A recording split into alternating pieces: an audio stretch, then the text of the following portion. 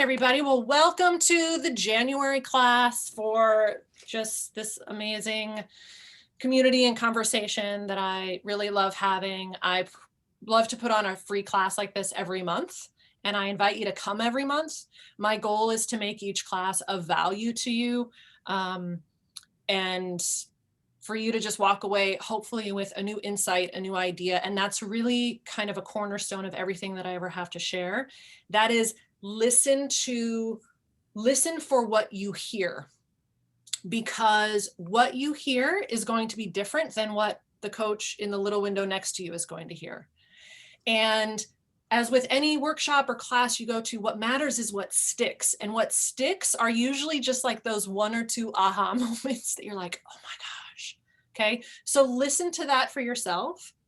And with this class in particular, what I'm about to share with you, which is the story of how all of this came to be, the reason that it worked is because it maximized my strengths. And because for the first year, really, in almost 8 years now of coaching, I let my strengths kind of lead the way. And so the story I'm about to share with you is a reflection of what works for me. And I am not here to tell you what the right way is. I think as coaches, we're oftentimes like looking for like the right path to follow. Like, oh, just what's the right path to go down? But I want you to remember that if anyone is ever telling you this is the right path, come down this one, they're telling you the path that worked for them. So I'm going to share with you the path that worked for me. It might not be the path for you. And that's my point. My point in all of this and everything that I'm doing now is that there is no one right way, but there is a right way for you. And that's what I'm here to try and help coaches embrace and find language for and start to celebrate and orient around. And in Misfit to Maverick, we're a bunch of different people. We're a diverse, colorful, just cacophony of amazing people all trying to find our own ways. And that's really what I want to just emphasize is don't listen to my story trying to find like the right steps to take. Although if anything that I share about what it is that I've done is something that you're thinking about, like if you're thinking about starting a program or a membership or have a new idea, then notice too, if any part of what I have to share helps you kind of find clarity around what your next steps might be. The second thing that I want to just share is something I've learned about. I'm reading a book called, I think it's Questions Are the Answer. I should really have the title. And it's all about questions and the power of asking questions. And one of the things that the author has taught me is this idea of, it's called dialogic discourse, which is all about a back and forth. And so these conversations, I have a background as a teacher. I love teaching. I love talking. I love conversation. And so please be liberal with your questions. Share your own thoughts in the chat.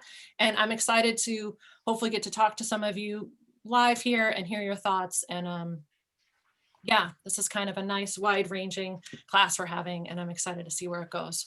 Okay. All right. Thanks.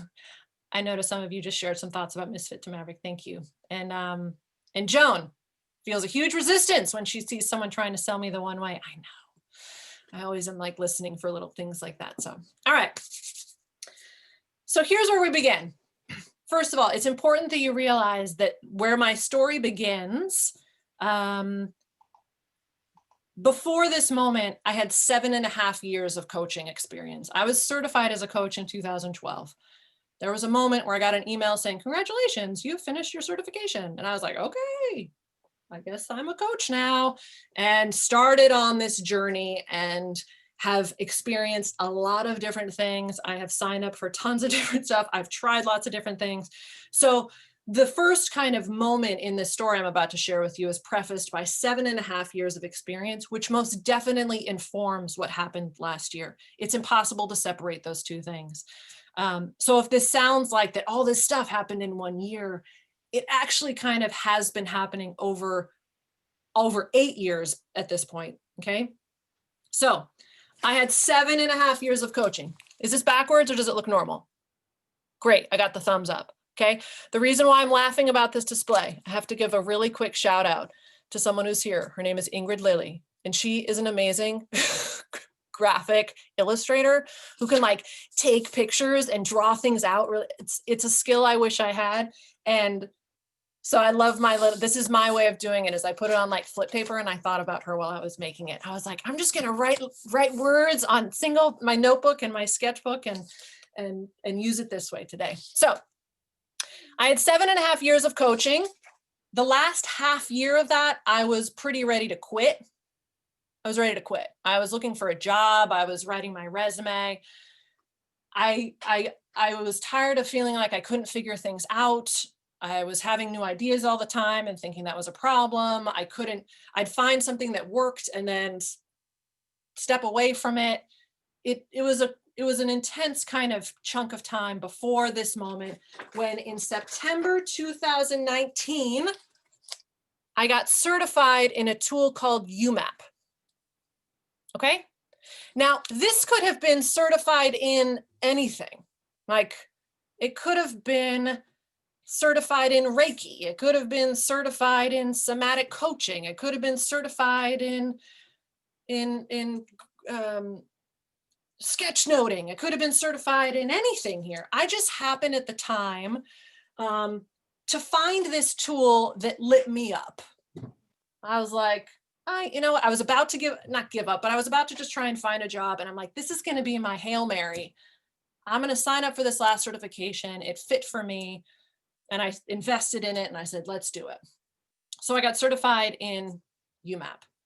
And once I was certified, I started running UMAPs, right? I was like, okay, I've got this new tool. I am going to start running UMAPs with people and experimenting with it. Now, another thing that happened as a result of my UMAP certification, so I learned how to administer this tool. I also got my UMAP done, like you kind of learn through doing. And as a result of seeing my UMAP, I learned some things about myself that I had never had language for, that I never knew actually existed as part of like my special sauce, okay? I learned that I have that my top 5 strengths are relator, ideator, activator, maximizer, and adaptability. And I also defined for myself and really like just held on to the values that were driving me all the time around curiosity, creativity, and adventure. Among other things, there were other things that I learned through my UMAP. And these really just were like, it was kind of this aha moment of, this is, you mean all these ideas that I have all the time? That's not a problem. That's just what I do. The fact that I can get things started really well, but have a harder time finishing them, that's a gift. Like, it was really this fascinating moment seeing these things about myself. So I'm running these UMAPs. I'm working with women who want to go through career transition. I'm finally playing with this idea of like, maybe I could be a career coach, and I'm making offers and I'm selling UMAP partnerships. I'm experimenting for a week and for a month and getting great feedback, filling kind of my calendar. Don't forget, I had a community of people built over 7.5 years that I could kind of circle back to and who were interested in what I was up to. And it was awesome. And then in December of 2019, as is how I work, I had an idea. Because I always have random ideas all the time. I had a new idea this morning. I have no idea what I'm going to do with it, but it's just part of what I do now. Early in December 2019, I thought to myself, every coach should have their UMAP. I think I even remember where I was in my room. I think I was getting dressed. And I was just like, God, I wish I'd known this about myself 7.5 years ago. Every coach should have their UMAP. And that was it. It was an idea. And that's all it was. And every coach should have their UMAP. This kind of marked a period of time, December and January, where things became kind of like a cauldron of stew. Just a lot of stuff was happening and bubbling at once. Okay. One, I had already been working with a coach. In the fall, when things were really starting to move with UMAP, I had hired a coach. His name is Tad Hargrave. Many of you who've did the Niche and Compass with me know him personally. You've met him through the Niche and Compass course. He was my coach in the fall of 2019 to just help me with UMAPs, because I was like, I want to figure out how to kind of build this a little bit.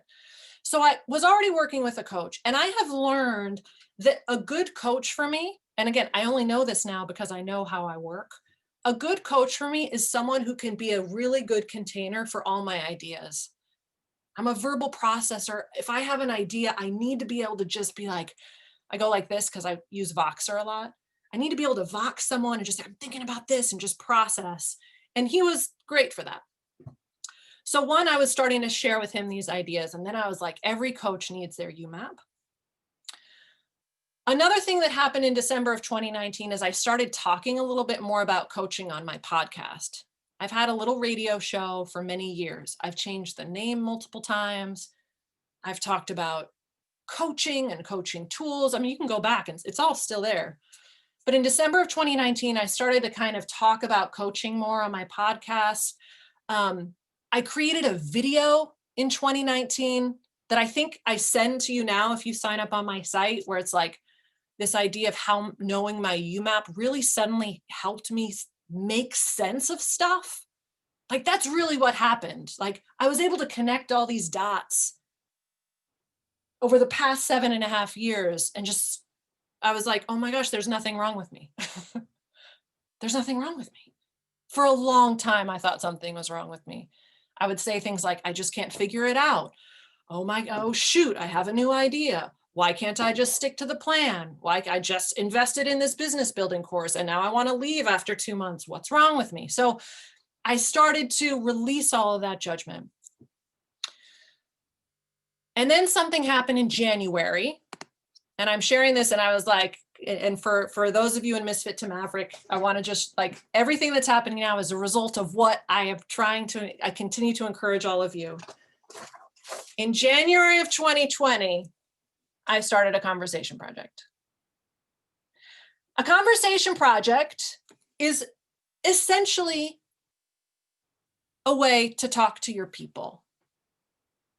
I am a huge advocate of talking to your people.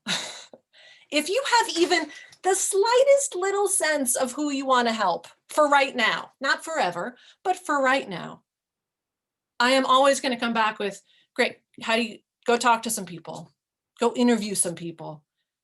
Talking to your people, I guess, is my funner way of saying market research, focus groups, whatever. I don't like that. Just talk to your people. And there's actually a course in Misfit to Maverick called the Conversation Project, which essentially is just like, here are 5 steps you can follow to start talking to your people, and here's what to ask for and listen to. So January of 2020, I didn't call it a conversation project then. I just was like, I need to start talking to coaches because I have this idea. It's been 7.5 years now, coming up on 8 at this point, since I was a new coach. What's that world like? Now, I was lucky that I am a part of communities of coaches.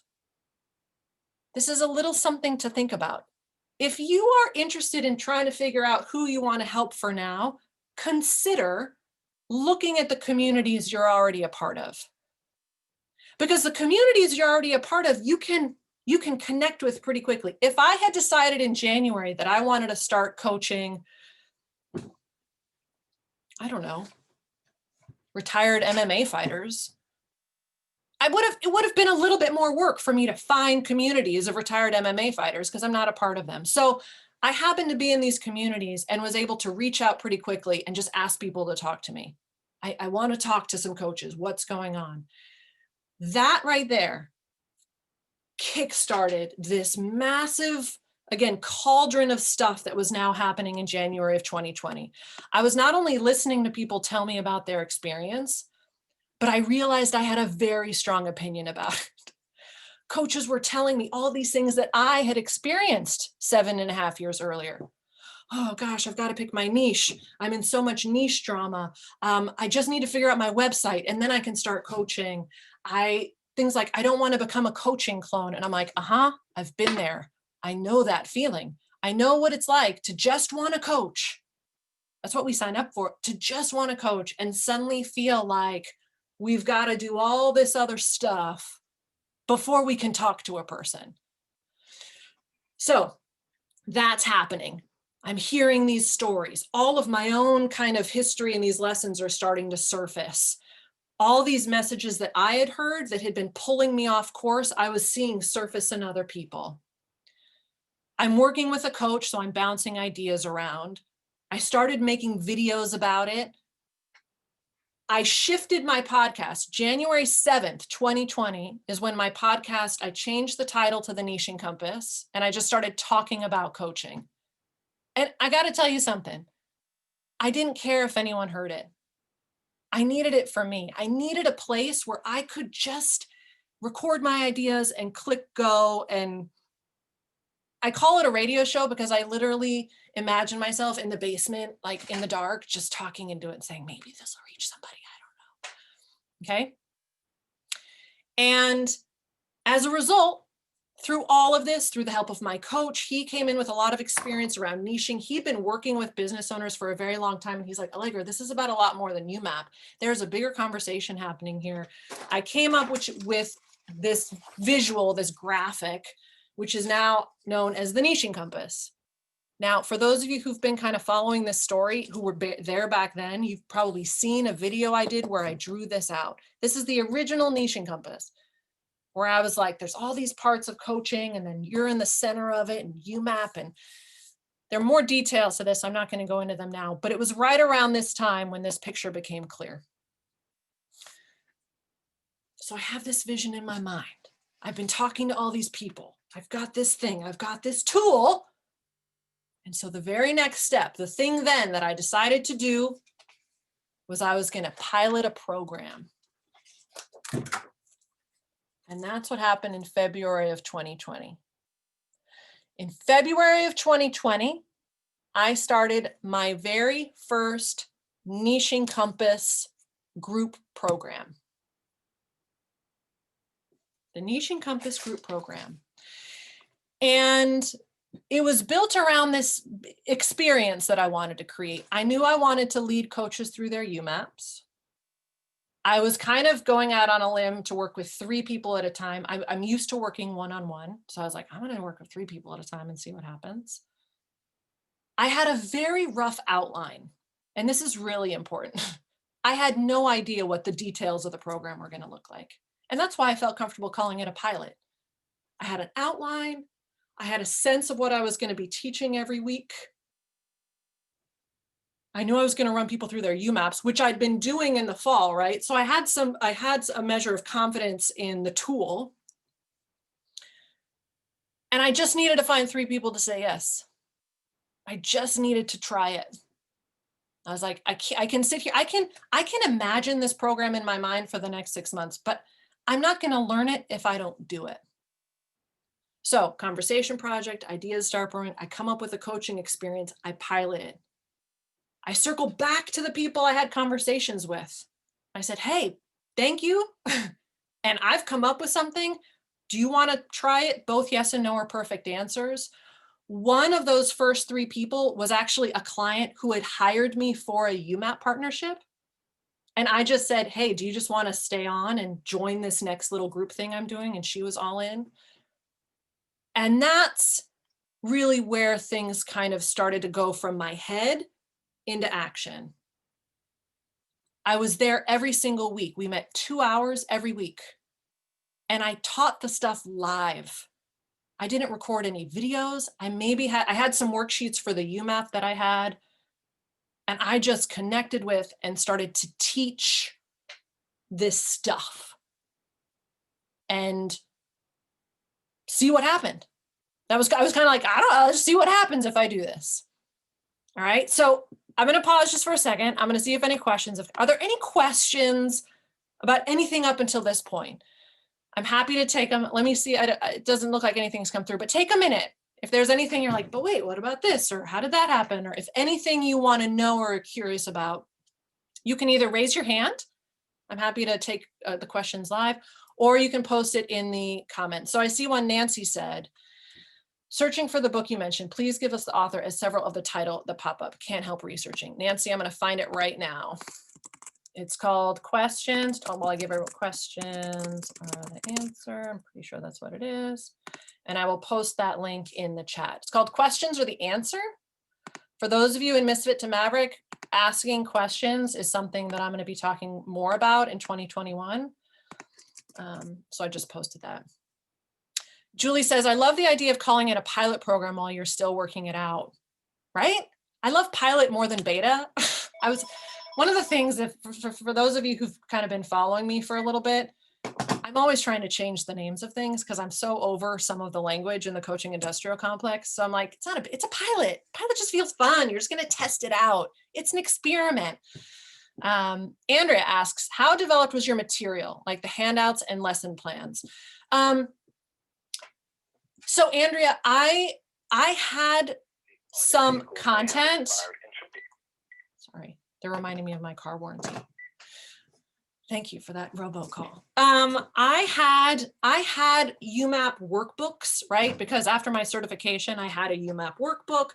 So I kind of had a little bit of a cushion because I was essentially doing what I'd been doing through the fall, using those materials, but now doing it with 3 people instead of 1.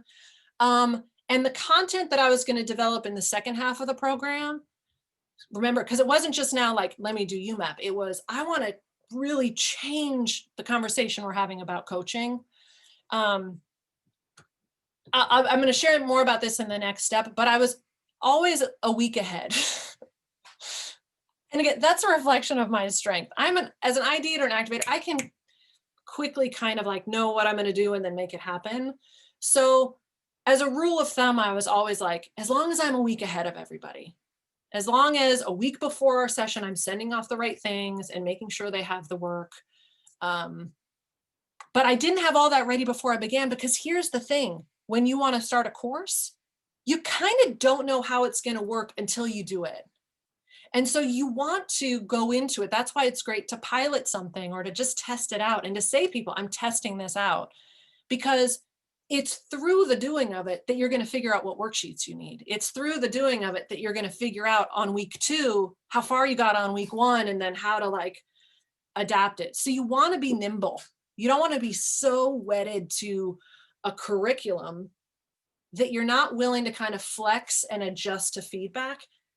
Again, this is my adaptability speaking. Adaptability is my fuel. It might not be yours. So don't forget that what was right for me might not be right for you.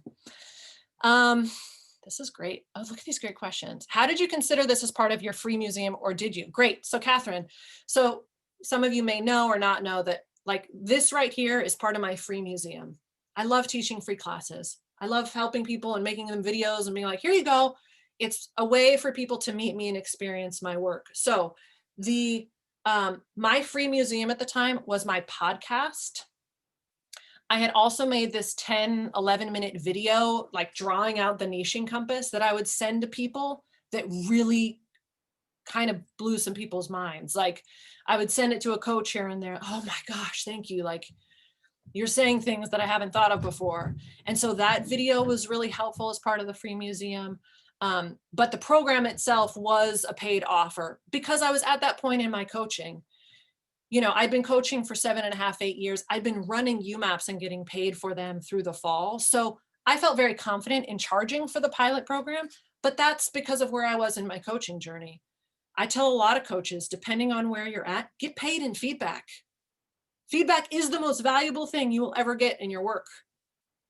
So if you're at a point where you're not quite sure about how you're pricing things, I invite you to set the money piece aside. It will come.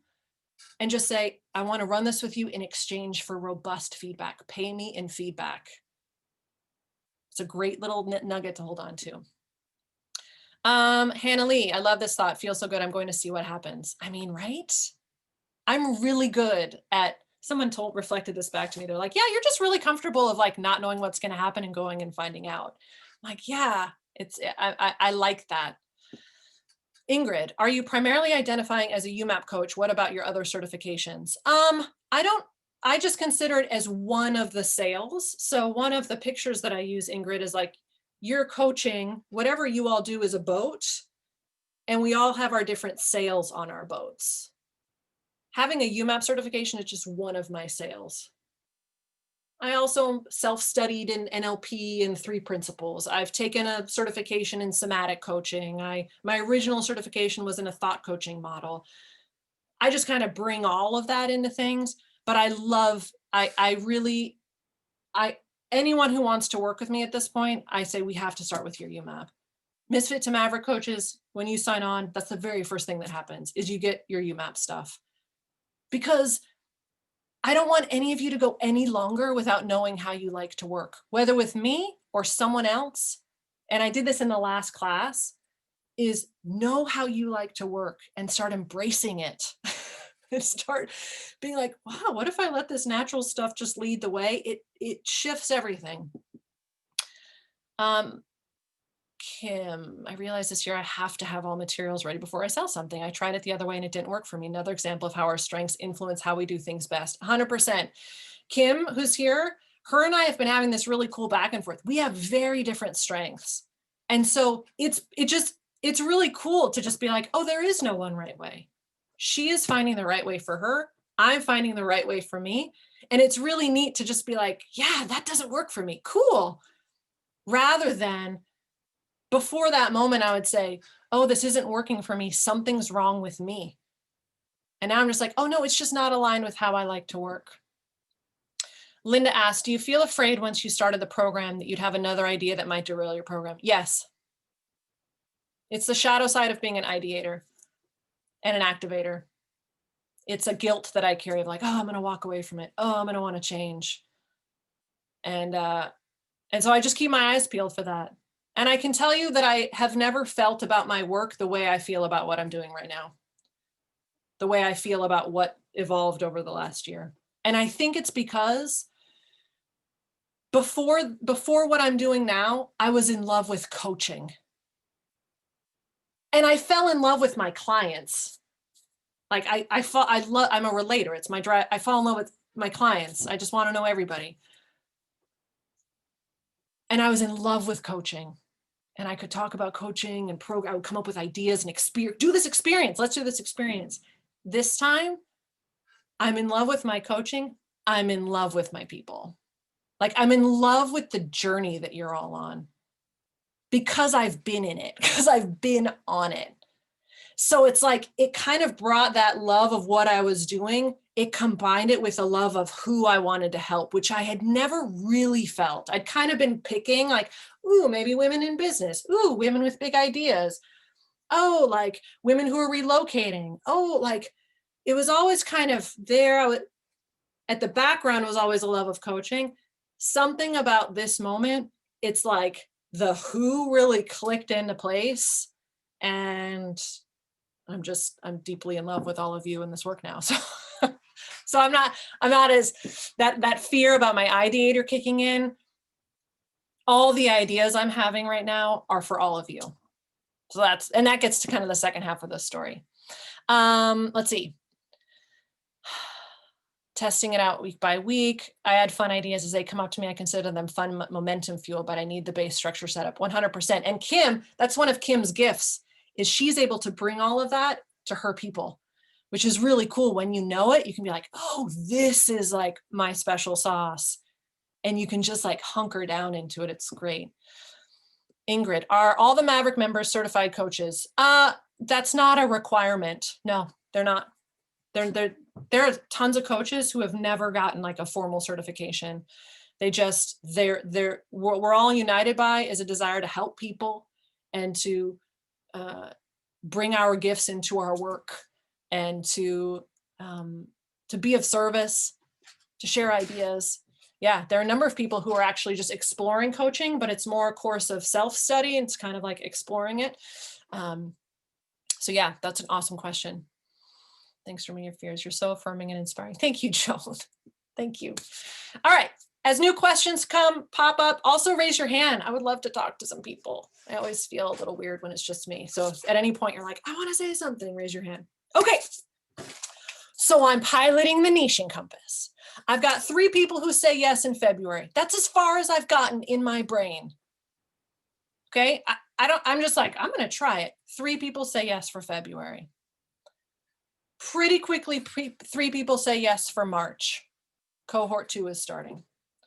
Pretty quickly, 3 people say yes for April. Cohort 3 gets started. 3 people say yes for May. Cohort 4 gets started. I am still teaching everything live.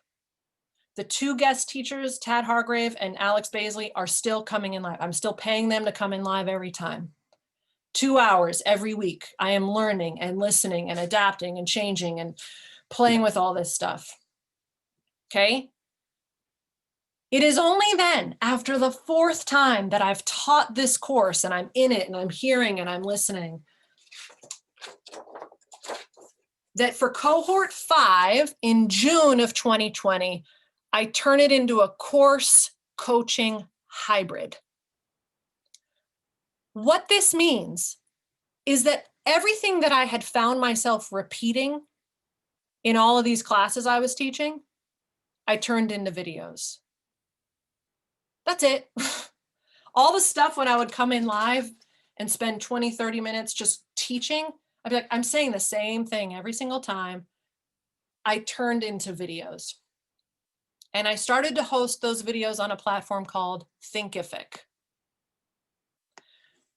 This is a really important detail if you are thinking about running a course. The best advice I can give you if you're considering creating a course, and by course, I mean that some of your intellectual property lives on in videos or audios or worksheets, run it live. Teach it live once, twice, 4 times if necessary. Because to make those videos and to make those PDFs and to organize it in Thinkific or Kajabi or wherever you want to maybe host that stuff takes time and effort and energy. And it's so nice. Those videos that I made in June are still valid today. You can rest assured that the minute something updates for me about the niching compass, the course, I will be uploading a new video about it. But the reason why the videos and the lessons have lasted is because they were created after I had done all of this stuff. Okay, I didn't go out to design a course. I wanted to just teach this new stuff, coach some people, try out this experience. It worked. It worked again and again and again. And by cohort 5, I was ready to say, okay, every week there are going to be new videos. You watch the videos and then we're going to get together live. It was still a small group. I was experimenting with a larger group at that time. I did 10 instead of 3, but it kind of ended up breaking out into 2 groups of 5. I don't need to give you all the nuts and bolts about what happened there, but in terms of like how it changed, but it was still meeting every week. I was just having them watch videos and do the worksheets before we met for our live coaching conversations. Okay. I also invested in a course building program. I invested in a program by Danny Inney. I think it's called the Course Builders Roadmap or something. And the minute that I got it, I realized that I had already done like the first half of it, because the first half of it, they teach, if you want to run a course, run it live a couple of times to really figure out what you're doing, so that when you do create the standing materials for it, you kind of know that it's going to work. So that was another thing, was I invested in the time and like how to create a program. And but for the most part, it was very similar through June. Like I was a week ahead. That cohort 5, like I was always a week ahead, making sure that the videos were done and the worksheets were finished before they got to that section. And so that's what was happening there with the course. So question, I saw a couple questions come through. The energy that come. Thank you, Nancy. Linda, are you saying you didn't really begin to understand your special sauce until you'd run the pilot several times? No. I knew at this point, Linda, my special sauce started to click for me in the months after getting my UMAP. My UMAP was September of 2019. I started to just run UMAPs as a coach. I was like, oh, I'll just do UMAP partnerships. But at the same time, I'm like, oh, I'm an ideator. Oh, I'm an activator. All the stuff that you're experiencing now of like, oh, these are my strengths. It just started to click. Dots started to connect. I created the niching compass to help other coaches see their special sauce, because I suddenly was like, oh my gosh, this is how I show up for people. So I was already starting to get a sense of it as a result of having this language to describe these things that I already did. I hope that answers, Linda. Feel free to follow up if it left you with other questions. Andrea says, were all the cohorts in the same 2-hour call? No. So cohort 1 started in February and we met Wednesdays at 10. So I met those 3 coaches Wednesdays at 10 for 2 hours. I wasn't even planning a cohort 2. I just the kind of, because of what I was putting out and the connections and conversations, like there were other coaches kind of in my atmosphere who were like, oh, I kind of want to do that. I can't do February, but maybe March. So I was revisiting with them. And when March filled, I just started a new cohort in March. So I was running kind of 2 groups at a time, but we were meeting at different dates. I was never with more than, for cohorts 1 through 4, I was with 3 people at a time. Cohort 5, I experimented with 10 people. But we met in groups of 5. It just ended up kind of breaking out that way. So it was still kind of 5 groups. And then cohort, I can tell you about what happened to cohort 6, but cohort 7, I brought back down to 5. And now these mastermind circles I'm thinking about, I'm going to do 4 because I like that small group. I'll tell you really quickly what happened with cohort 6. Cohort 6 is the 13th floor of the Niching Compass course. You know, the niche, like the 13th floor doesn't exist. Cohort 5, I got 10 people, right? I'm like, oh my gosh, I just filled 10 people. This is amazing. I'm going to do it again. I'm going to do a cohort 6 of 5 and a cohort 7 of 5. Well, let's just say that like the season, it was July, like, you know, people are going on vacation. Not as many people were as excited to start a program in August. And I got 5 yeses, and they all wanted the time slot that I'd set aside for cohort 7. And I was like, you know what? There's no cohort 6. Like cohort 6 is going to be the 13th floor. So I'm just going to jump to cohort 7. And I consider them like my cohort 7. But sometimes people say, what happened to cohort 6? I'm like, it doesn't exist. Never happened. It just disappeared. Catherine, each cohort was 3 months long. And I don't know if Jill is here. Is Jill here? Doesn't look like it. Jill was in my first cohort. I think I presented it as maybe an 8-week partnership that I pretty quickly extended to 12. Because I didn't want to rush. Like it's the same thing I'm encouraging for all of you who are doing the Niching Compass. I'm like, take your time, because you can do the strengths, but then need an extra week or 2 to just sit with your strengths. So what I would do I kind of had a plan, but then I would be like, we're going to take a break. So this week, we're not learning anything new. We're just going to meet and talk and coach and mastermind together. And then we'll bring the material back in. So if that first one started as 8 weeks, I think I pretty quickly said, I'm adding another month to it. And that's what's so fun about trying things out, is just being flexible. And, you know, I was like, let's do an extra month. No one was complaining. I was like, great, let's stick together for another few weeks. Oh, Linda, I'm glad you're feeling that. There was a good bit of overlap, Andrea. I was never, at any one time, the most I was ever running at once was 3 cohorts. And this was a learning edge for me, Andrea. I was like, how much is going to be too much? I don't know. I will know when I'm there. I'll know when my plate's too full when I'm in it.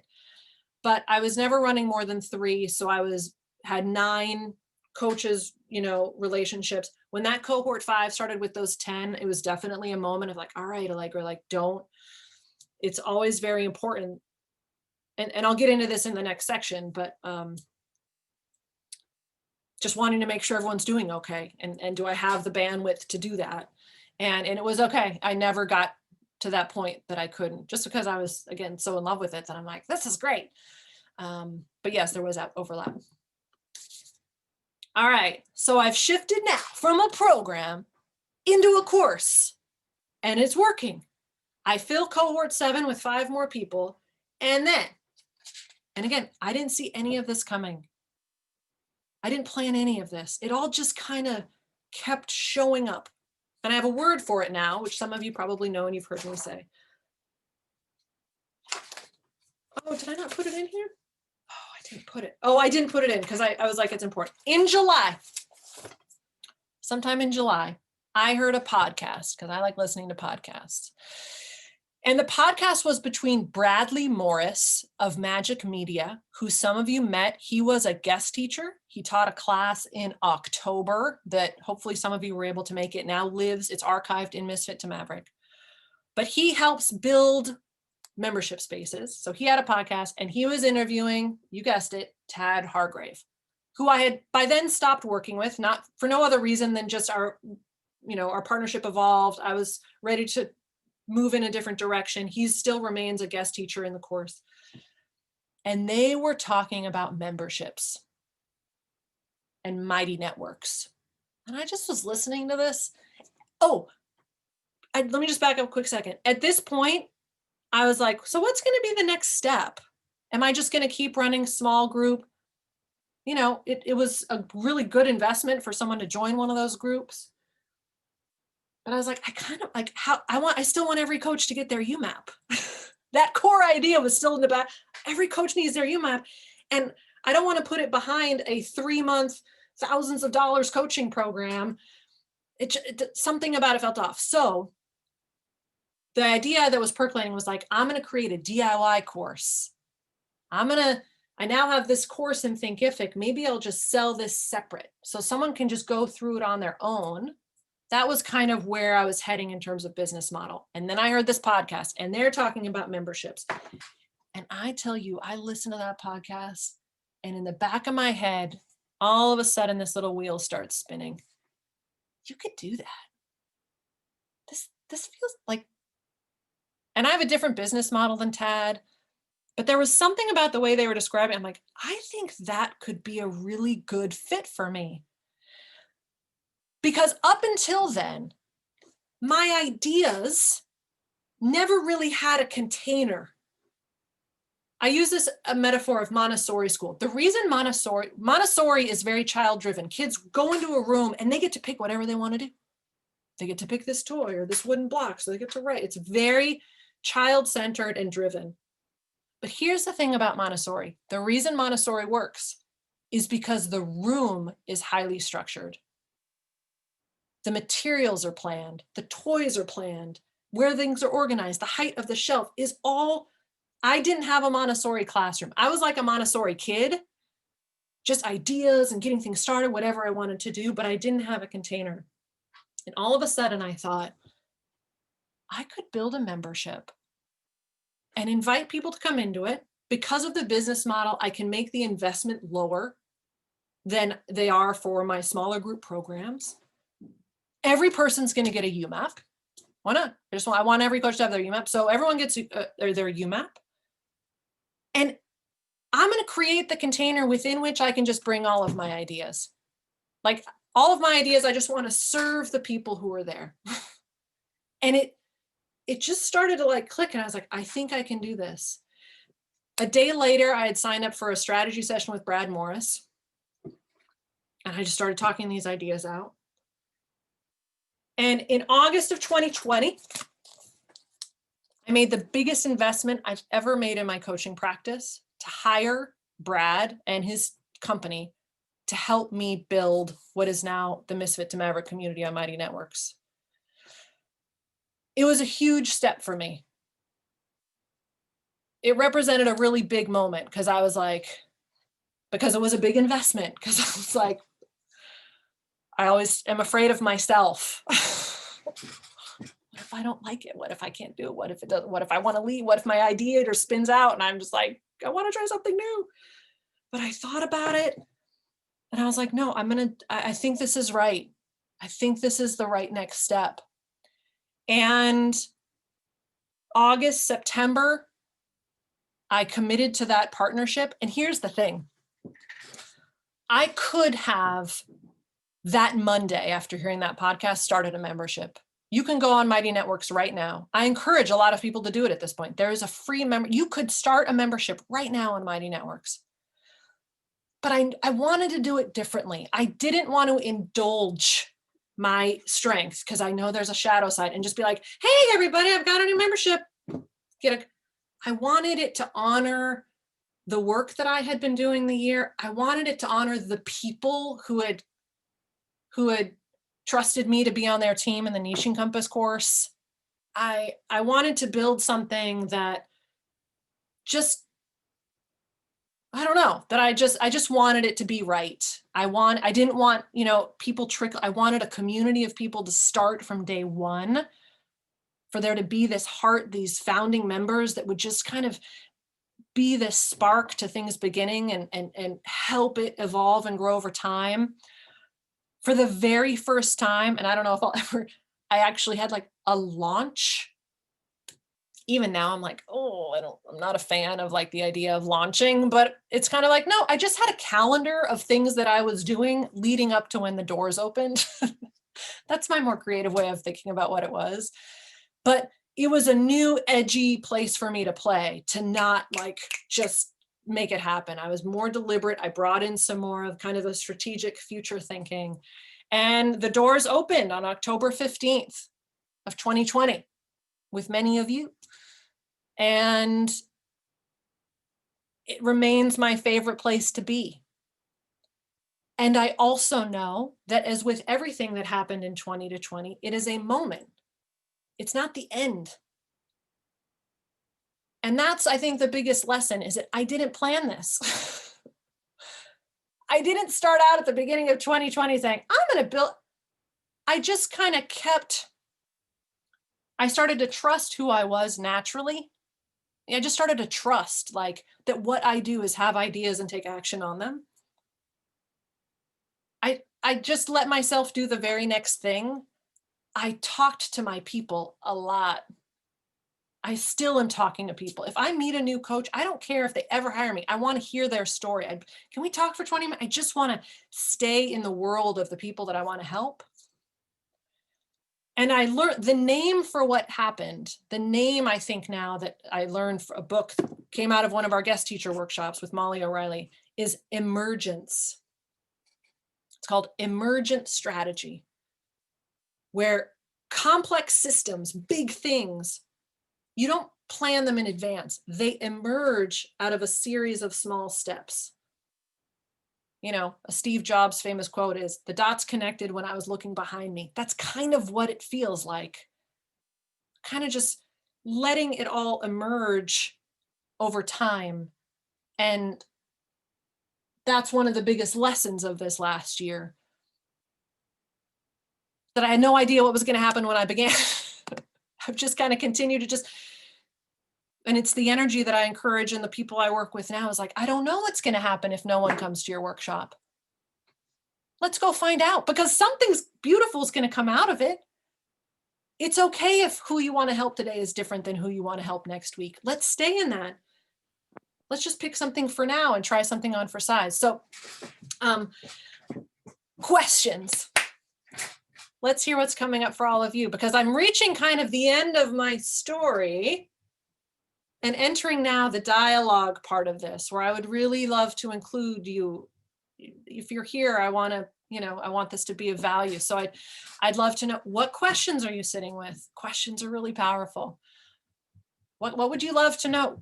Are you willing to come on and chat with me? If you're willing to come on and chat, please raise your hand. I don't have the gallery view on, so I can't see if you're raising your hand at the moment. So you can always, either raise your hand in the chat. I think under your participants little window, there's an or more option. You can raise your hand. I'll see that.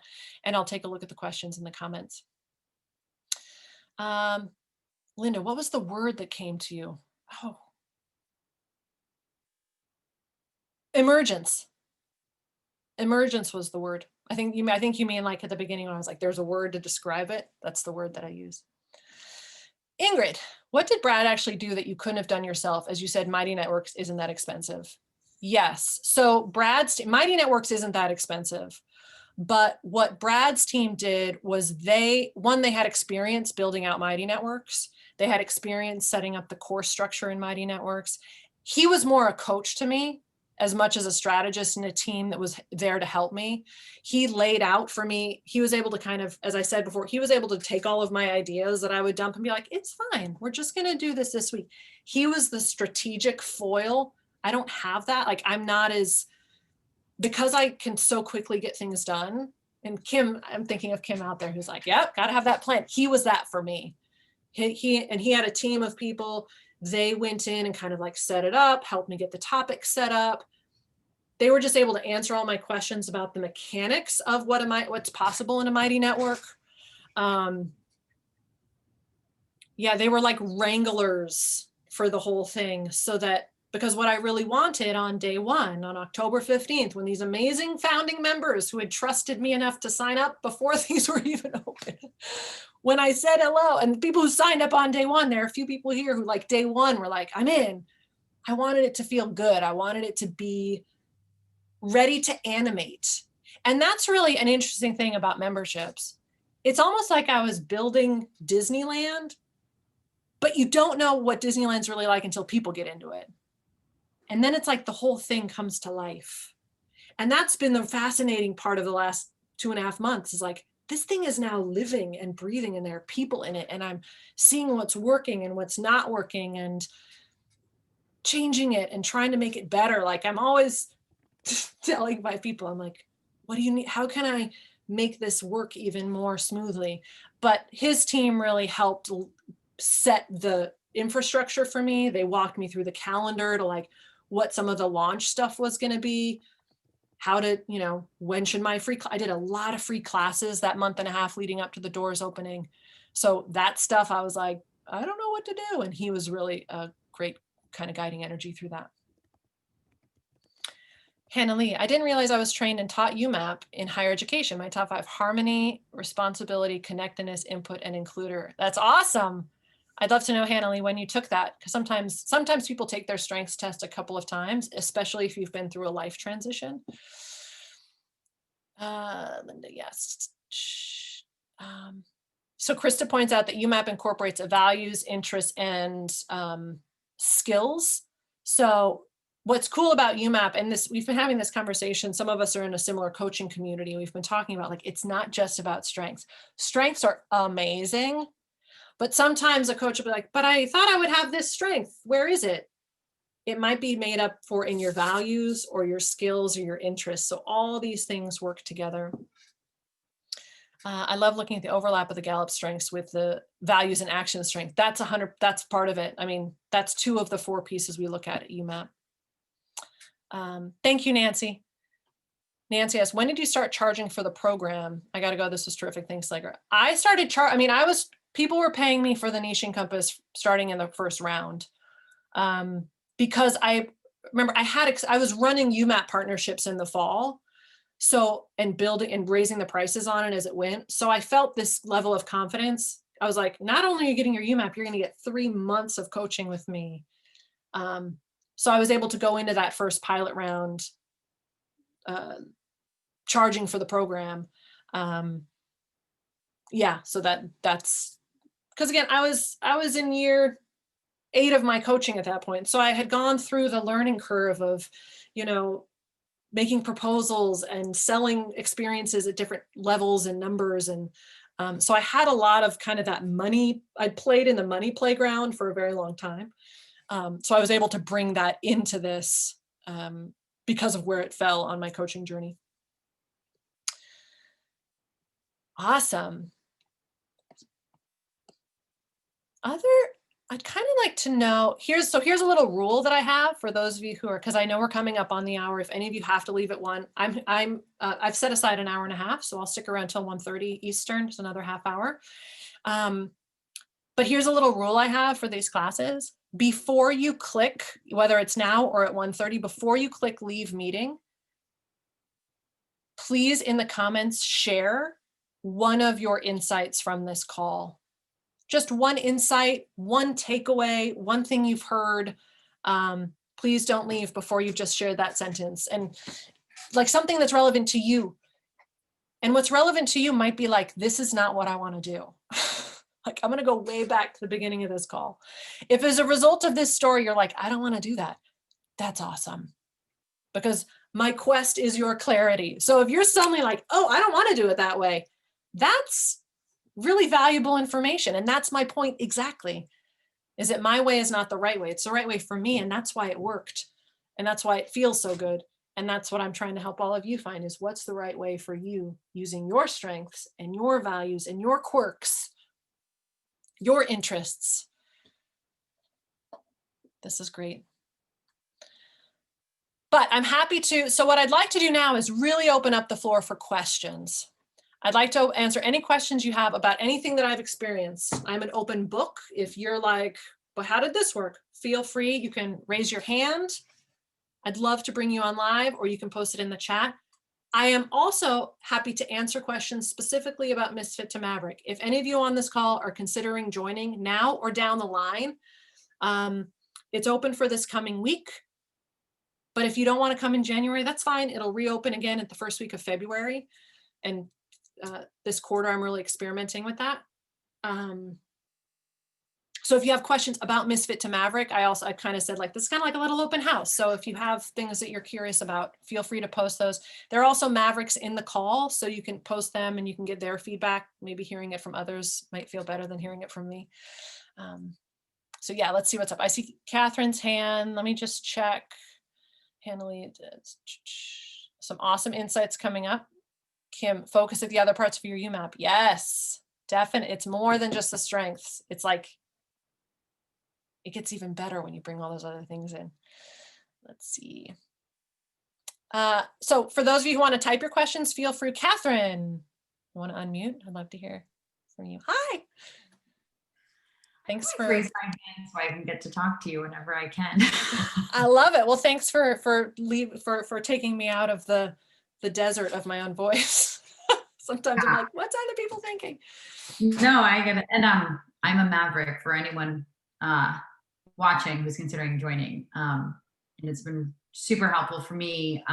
Allegra, as you know, really tapping into my strengths. I'm like you, I'm an ideator and an activator. So I have lots of ideas all of the time. I know. So I often need that, as you were talking about building your course, like I need to act as the strategic foil to myself a lot of the times.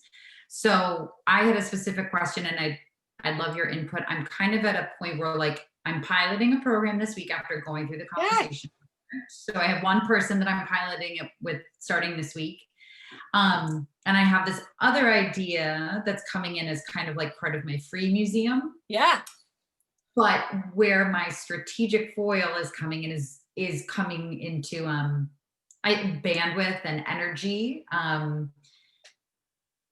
And let me see if I can make this into a coherent question. But I guess it really is kind of piggybacking on the question I asked before, is when I'm thinking of free stuff versus paid stuff and piloting, I think I'm like, how do you weigh the difference as to like how much energy to put into one over the other, if that makes sense? Because I'm actually realizing I might be getting pulled by this idea to do something free, where it might make more sense for me to go in the other direction and keep kind of leaning into the pilot, or just other coaching partnerships. Mm-hmm. So I'm just curious how you think of that. Maybe the free museum reference or analogy helps. This is what's coming up for me. If okay. I'm so busy working with paid clients that I can't tend to my free museum, that's not a problem. I mean, the free museum is nice to have, because if anyone new finds me, if one of my clients is like, hey, I know someone who might be interested in your stuff, I like being able to say, well, have them come to a free class or have them listen to my, like, I just like having things where someone like this, for anyone here who's never met me, like, I'm just glad they could come. Maybe this call helped. I enjoy teaching, so it helps me clarify stuff. So I kind of like just having a collection of things on the back burner. And if the time comes when I'm just like so busy with working with clients, that's fine. So that's just one thing to think about.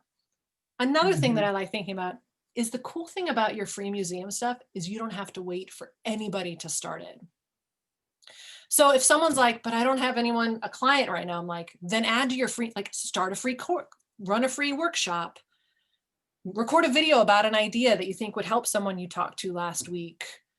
Draw a picture that captures something that may help that one person you talked to. Start a conversation project. I think a conversation project is almost part of your free museum, because what a gift to give someone 30 minutes to just talk about themselves. And then they're like, you're Totally. really great. What are you up to next? You're like, I'm figuring it out, but I'll let you know. Right. And then, so I don't, that's not a direct answer, other than it's just kind of depending on which one's taking up more energy at any given time. If things are kind of slow with clients, I'm like, there's nothing to stop you from putting some stuff out in the world that could help one person. And if things get really busy with work and client load, then you've got a bunch of resources sitting there. I mean, there are weeks that go by that I don't record a podcast, but at this point, I've got enough podcasts sitting there that if in a coaching community says, how do I start a discovery call, I can say, oh, I have something, here you go. So Yep. does that help? What are you hearing in that? Yeah, there were little tidbits in there that helped. And I'd say my time's kind of like 50-50 right now. So it's kind of just figuring out, like I feel like I could kind of go in a few different directions, and I'm like kind of ready to go, but then also trying to like just walk it back and saying like, okay, let's think about this for like a minute and a half before we dive into action. So that's like the fork in the road that I'm at right now. But that does help, just to kind of think about, I might be able to play with the free museum in a smaller way than what I'm thinking. So you gave me some good ideas. So. Well, and this is good. Like, bring the specific music if you want to. In Mavericks, like, go to that brainstorming and validation topic and just share what this free idea is. And just typing it out might help. I'll respond. Other people can share some thoughts, and it might help you see, like, do I really want to do this? Or is it just like a fun idea that I just needed to get out? Right. Okay. I'll do that. Thank you. Of course. Thank you for the question. Anything else has come up? I want to make sure if any of you, if anyone here has questions about the program itself, feel free to post those. Okay, you can post them or raise your hand. I'm happy to answer them as part of this little open house moment we're having. Let's see. I'm just looking at some of the comments. Let me close this here. Let's see. Joan, what time are the live calls during Misfit to Maverick? It varies. So I can show you, if you want, I'll show you the events for January. And you can just see, do a little screen share for those of you who are curious what things look like inside. So this is the Misfit to Maverick kind of home base. This is where all things happen. And one of the things, you can see we're live because this is an event in our space. But when you join, you go to this events tab on the left, and this is where it's going to show you the times for all of the upcoming calls. So tomorrow is one at 11 Eastern, and you change your time zone, so it changes for you. But there's noon. They tend to fall between like the 10 a.m. and 3 p.m. range Eastern, just because that's when it's easiest for me to curate stuff. I'm trying to be more deliberate about doing stuff later in the day. It just is a little bit harder, but I'm always open to that. I try and tell, I'm like, if someone was like, I can only come at 4 p.m., I'd very likely be like, I will do at least one call at 4 or 5 p.m. So it kind of changes, but it's usually in this 5-hour window, usually between 9 and 10 and 3-ish. Some go a little bit later in the day. There is one of the cool things that's happened recently is there is a co-working space that I opened up earlier this month. And so you can start a co-working meetup with anyone really whenever you want. People are going in there and saying, hey, I'm working today from 4 to 5. Is anyone on? And these small little co-working pods are starting to pop up, which is really cool. So it allows you to kind of feel connected, even if your time zone is a little bit different. And everything gets recorded. Not the co-workings don't get recorded. The hangouts, the more informal stuff doesn't get recorded, but every coaching call, every guest teacher, and every kind of like conversation about a particular topic gets recorded and posted. So you can engage with it and share comments and conversation about each event, even if you can't be there live. Let me see. How do I close this? There we go, so I can see more comments.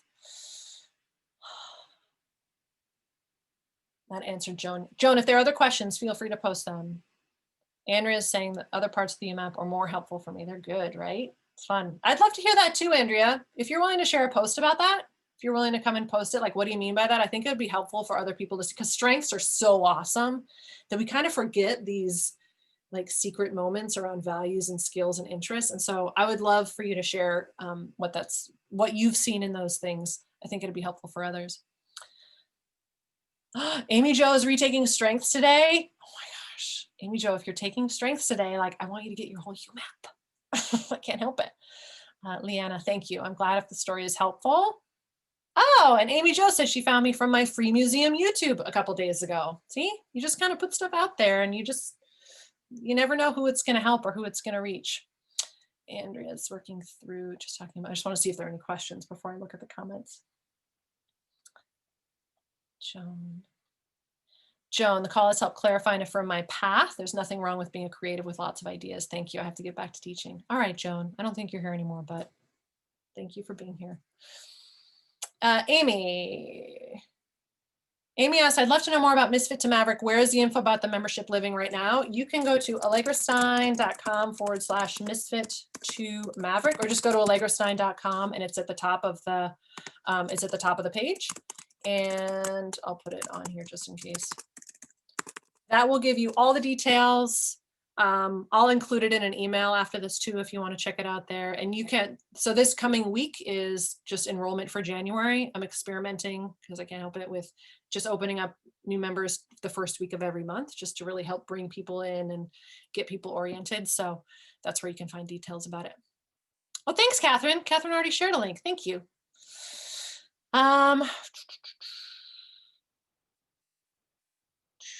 Julie shares about wanting to, I've been sitting with the idea of starting a community with coaching clients. Oh, I forgot to tell you all this. In April of 2020, I started a free Facebook group. April of 2020 was the first time I experimented with building community. And I did it through a free Facebook group because it was free, because people are there, right? It's like, try it. It was a great place to experiment. And I invited my niche and compass coaches. I think I started with like 2 or 3 people. My process is very slow and steady. I like getting to know people.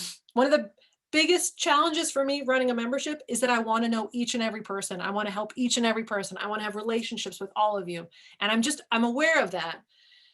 That's why I'm excited about my next idea. I didn't show you guys, but I am brewing my next idea, which is like these mastermind mini circles. I want to kind of come back to having small group moments together where we can work together over time, because I want to be able to offer that as well. But I did have a free Facebook group as part of my initial kind of community build. Andrea, I see your hand up. You want to unmute? I'd love to hear your question. Oh, you're muted still.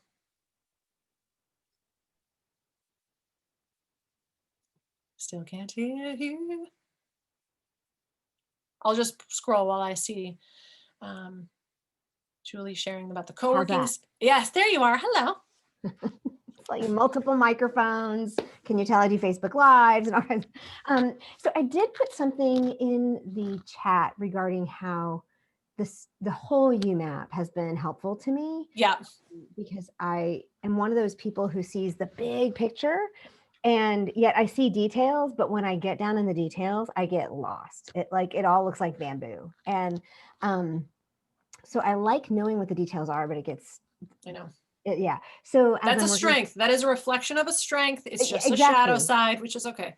And so as I look at, I put together my strengths pantry for the niche and compass. Yeah. And I look at it and I can't do anything with it. I mean, it's just, in my head, it's like, I don't know.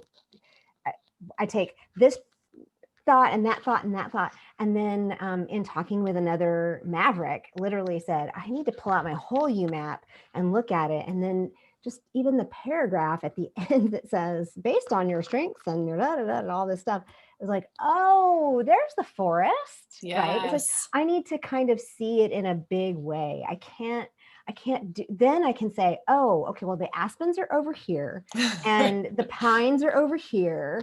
Because when I can see that, and I do that physiologically too. When I look at a map from the top, I can see where things are. And then when I'm in it, I kind of know like where I am. I lived in Los Angeles for a little while, and if I hadn't been able to do that, I'd have been lost all the time. But one of the pieces that I put right at the bottom of one of those chat things was, this has been encouraging for me. And then when you said, so I launched a Facebook group, I'm like, oh yes, I am on the right track. So because I've pared down a lot. I don't know if ideation is one of my other 34 strengths, but it's not in my top 5, but I tend to have a lot of those. And the fear that you described of, but what if I go with this one and I leave that one behind? That is huge for me. So I'm sure ideation must be in the next few. But what I had decided was I need to just really focus on building community and building my Facebook group, because I am the performer. I mean, I am the one who teaches, motivates, and I am a content creator. And this is having a podcast that made it through the fall, and now I got like 6 or 8 more planned out, and it's like doing well. And I've got like big wish list people or have said yes to be on. Yay, congratulations. So the content creation piece is great for me. And I'm like, I shared this in a coaching call recently on a Zoom with you guys. And because I'm a Maverick for anybody.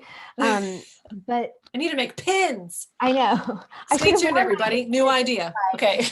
What a terrified pin. But anyway, so what I was going to say is I've realized I really need to learn how to build community.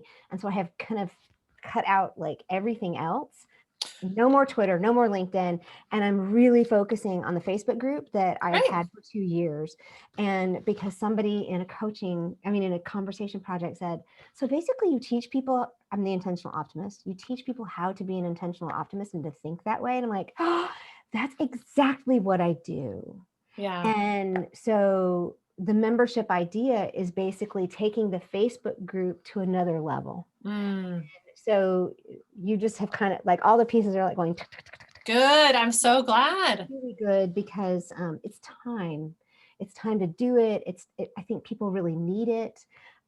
So I'm excited to see, I'm going to move forward with some of these other things, and I'll be in another coaching call this week. So I hope so. And don't forget that you can, I know I've said this, and I want the brainstorm and validation and coaching project topics in Misfit to Maverick are places to come share. If you have brainstorm and validation is when it's an idea. Like, I'm thinking about doing this. I'm not sure. The coaching projects is when it's actually something you're going to do. And you're like, this is what I'm up to. It helps others to see these different projects that are happening. So I love that you're feeling this inspiration. And I just want to there is a thread that's tying it all together, Andrea. And I think that's something there's a thread. Sometimes we can't see it. And it's like, I don't know. Mirror. I don't know how this new idea is going to fit into the old stuff, but I got to keep following these breadcrumbs. And then it's like, oh, and that's this whole emergence idea, that follow your energy. Because if you're excited about it, if you love it, you're just going to want to tell people about it. And telling people about it is what we're all trying to do. So many of you have heard me say, throw a party that you want to go to and just start inviting people. That's it.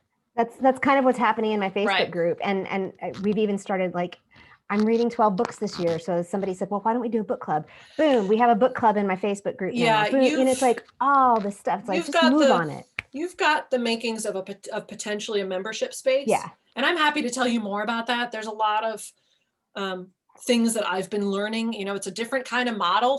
And there's lots of things to think about. So I'm happy to share more with you about membership lessons that I've learned. Okay. Anytime. I'll go put something in the brainstorming. Thank you. Please. I want to answer the question. A couple people asked about the Facebook group. The Facebook group still exists. I haven't posted in it since probably October or something, maybe a week after I closed it. I let everybody know in the group what was coming. I could have closed it. I just haven't. I just kind of just have it as a resource. I was able to go back in there today and be like, when did I start this? Oh, it was in April. So the Facebook group just kind of naturally phased out. I see Catherine's hand is still up, but I think that was from before. Is that from before, Catherine? All right, cool. And I know Andrea's hand is up, but that looks from before. Any other questions that are coming up? I'm happy to stick around for another 10 minutes. I don't know if anyone else, let's see, Ali, Linda, Krista. Amy Jo is still here. Kalita has a question. Hi, Amy Jo. I feel like I've known Amy Jo for a very long time. We've known each other for a while, haven't we? We've been in like, I feel like I'm like, I know this amazing person. I've met you too, Amy Jo, in 2012. I remember. Oh my gosh, I love it. These circles just come together. Kalita, go for it. Yeah. The thing that I know these are just names, but I want to, and I'm at the threshold of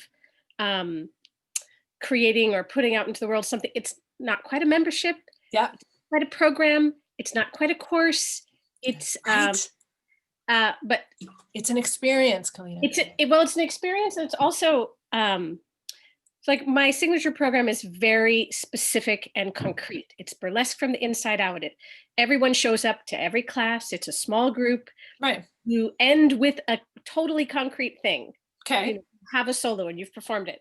And it's also part of, like, this is why I created a deck of cards that finally got them created last year. Congratulations. Yeah. Thank you.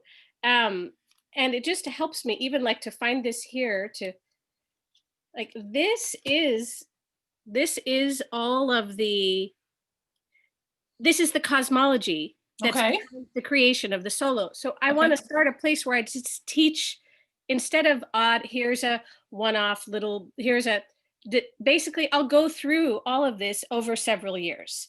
And it's a teaching, it's a coaching, it's an experience. Yeah. Do you see? I do see. No, I think, so one thing that's coming up for me. Yeah. So one, I want to, don't forget you and I have a one-on-one still you haven't signed up for. I better sign up because it seems like it's time now. All of you Mavericks, this is Kalita. She is in Misfit to Maverick. Everybody, we're mostly Mavericks here in the call, but like you may haven't seen her, but I'm so excited you're here, Kalita, because I know it was a busy fall and I'm just psyched that you're coming. So definitely get that one-on-one so we can really dive into this. Okay. Because I think what you could use potentially is just some space to brainstorm it. And because I'm apt to just start it because that's how I am. Well, that's, you know me, I'm like, okay.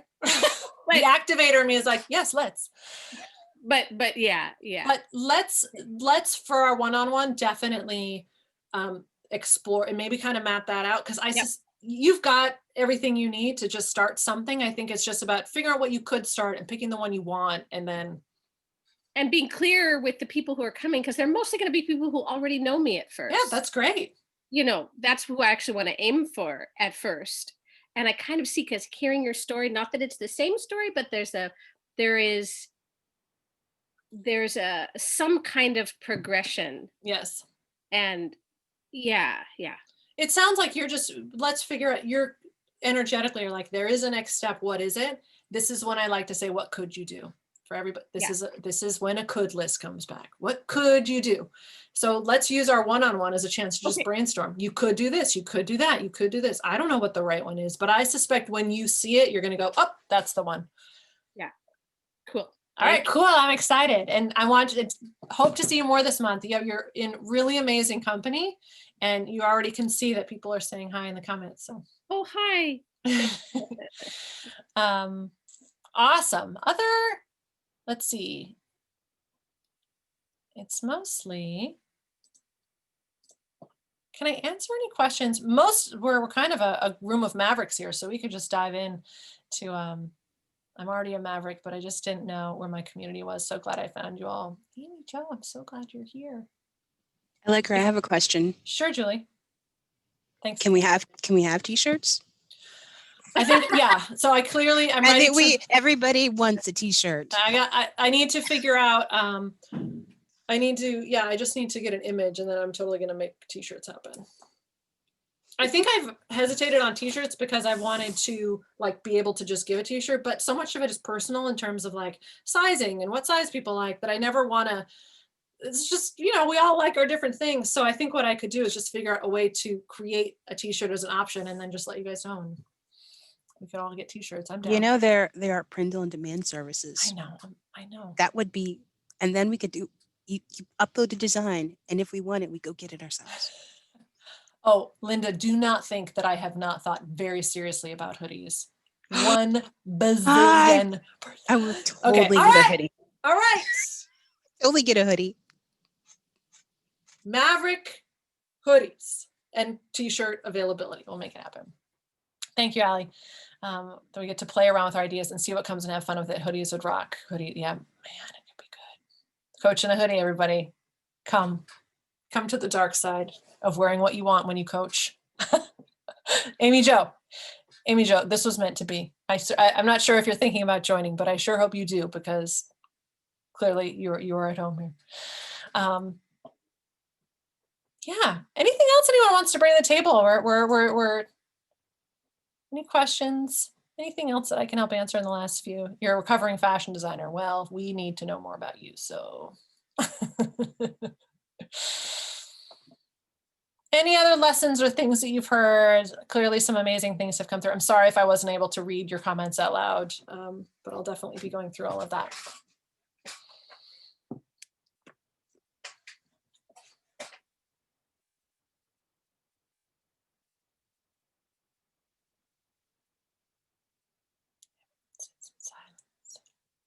Thank you, Julie. I'm glad if it was helpful. It was fun for me kind of sharing it out. And I posted this morning, like last night when I was sitting typing out my notes, you may have seen it in I updated my Maverick journal, but one of my top 5 strengths is maximizer, which I don't talk about very much. I'm always like, I'm an ideator, I'm an activator, and adaptability is like my sidekick, and all of it serving these relationships, but I very rarely talk about maximizer.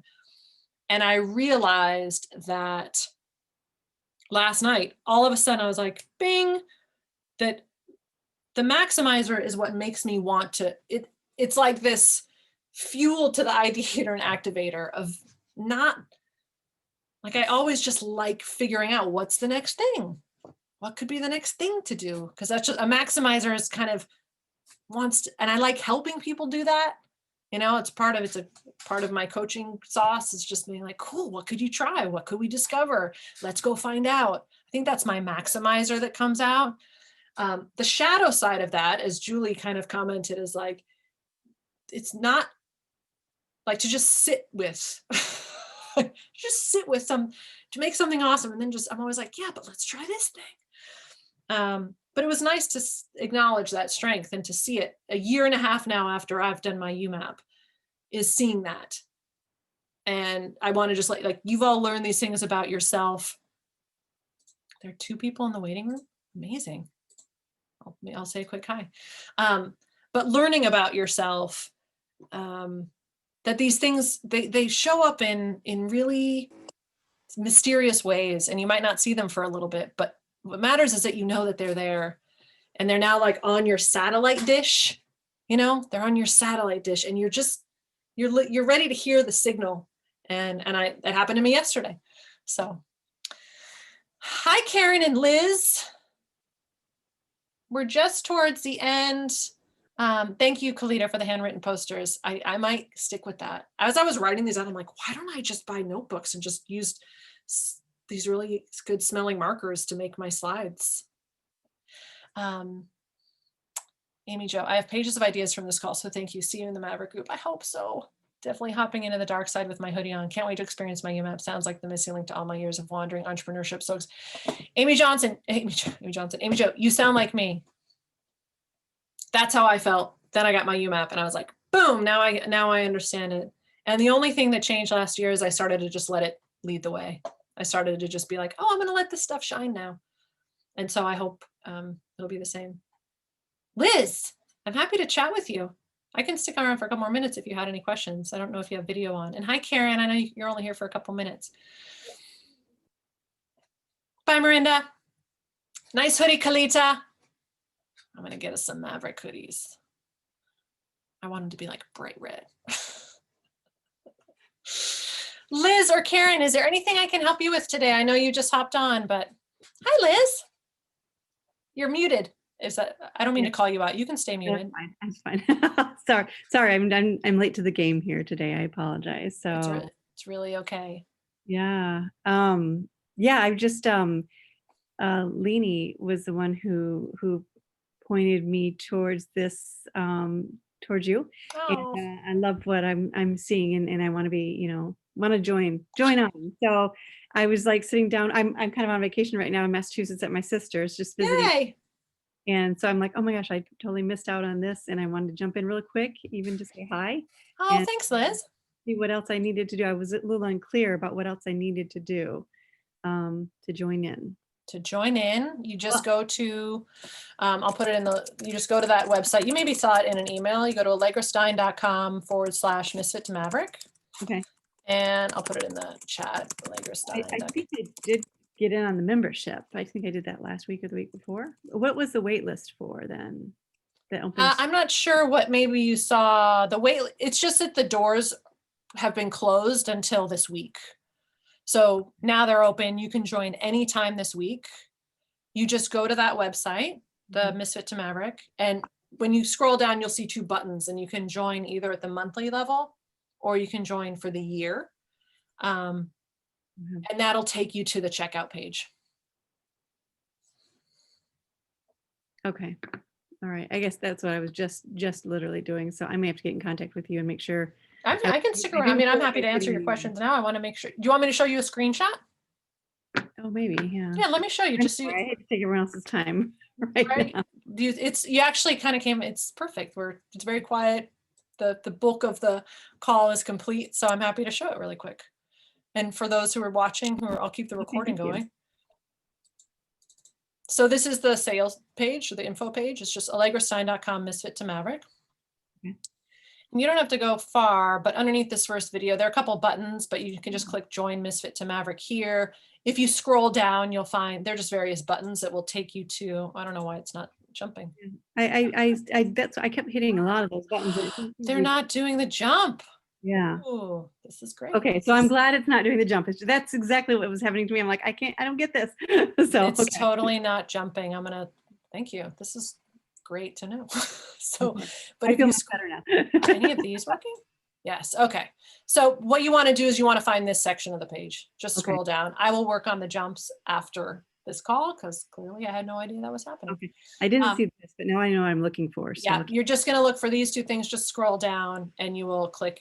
You can either do the monthly, which is $9.99 a month, or $9.99 for the year. Some members join monthly, but then they want to shift to the annual, and that's totally fine down the line if you want to make that shift. But excellent. Thank you for that. yeah. And then once that comes through, you'll get a welcome email that'll include login information. You can hop in right away. There's a guidebook that I recently released that really helps walk you through first steps and is a good reference anytime. But everything, when you first log in, there's a start here article. Just start there and kind of do one thing at a time. So it might feel a little bit like a lot at first, but ask all the questions. We are here to help you, just to really kind of ease your transition in. All right. Excellent. This is a great start right here. That's what I did not see. Well, it's because there are errors on my website, which is good to know. I'm going to be solving that the minute I hop off of this. Marianne, I see you. Hello. Very quick question, because I joined up on the monthly and I want to switch to the annual one. Can you tell me how we do that? Yeah, I need to reach back out to you about that. The way you're going to do it is we can just cancel your monthly and then you'll just re-sign up for the annual. Okay. Can you send me a mail, or is that, tell me how I cancel it? Because I wouldn't have a clue at the moment. But no, I'll make sure. I have had that in mind because I know you and I talked in December, and like that has definitely been on my radar. So I will reach out to you and we'll make sure that it shifts over ASAP. Perfect. Thank you. Okay, great. Happy New Year. Happy New Year, everybody.